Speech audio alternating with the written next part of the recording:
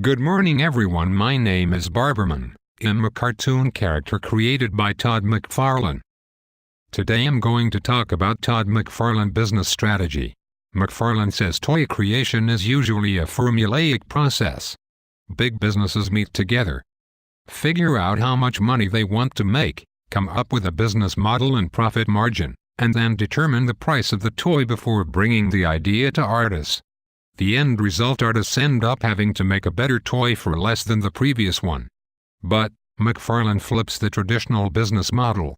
He approaches the artists first in order to make the best product possible, and figures out pricing later. This business model markets high quality and toy value rather than pricing. As long as you give people the value of the price on the toy, the price isn't really relevant, McFarlane says. Marketing to the consumer's interest rather than his or her pocketbook seems to be one of the underlying themes of McFarlane's success in all of his business ventures. McFarlane said, "When I was a kid I watched cartoons and now I don't watch them anymore. The only reason you don't watch them anymore is because nobody is giving you content that makes sense. So I come in, do Spawn, make it R-rated because we were doing adult-themed stuff, and I can sell it to adults. It's just content. It doesn't matter how it's done, it matters what the story is around it."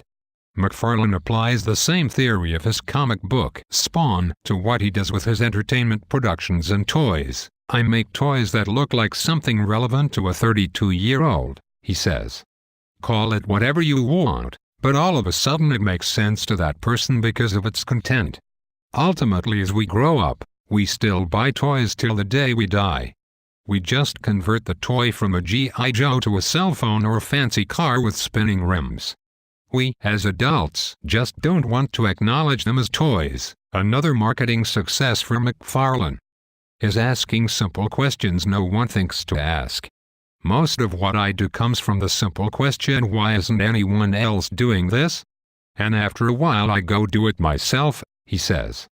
Luckily, that what-if question is a question a lot of other people are asking. So all of a sudden you get a lot of credit for doing something there was a hunger for, just no one was feeding the hunger. The question isn't how I got it to look that realistic, the question is how they not got it realistic for hundreds of years.